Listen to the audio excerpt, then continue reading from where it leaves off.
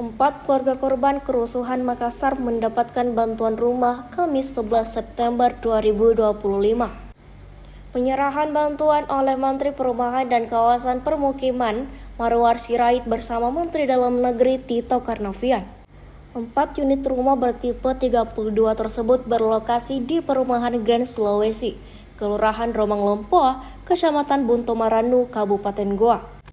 Bantuan ini diterima masing-masing keluarga almarhum Syaiful Akbar, almarhum Akbar Basri, almarhumah Syahrinawati, dan almarhum Rustam Diansyah. Penyerahannya berlangsung haru.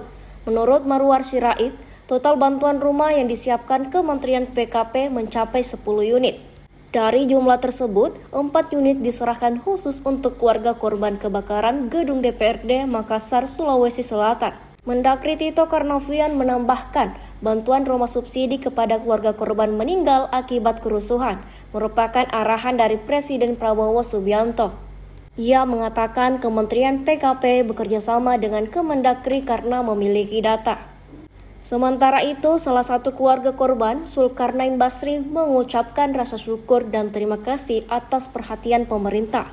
Penyerahan bantuan ini dihadiri Wakil Gubernur Sulsel Fatmawati Rusdi, Bupati Goa Husniata Lendra, Wali Kota Makassar Munafri Rifuddin, Ketua DPRD Sulsel Rahmatika Dewi, Ketua DPRD Makassar Supratman, dan sejumlah pejabat lainnya.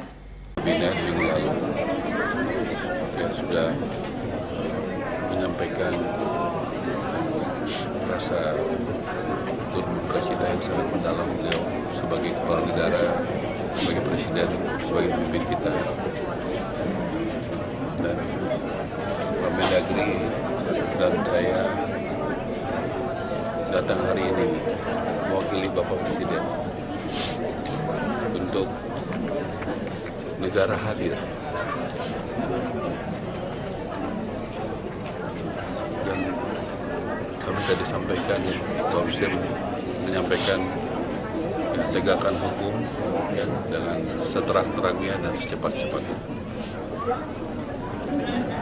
Kita sudah menyiapkan satu ini, yang pertama kan minggu lalu ya buat almarhum Pak Afan di Bogor.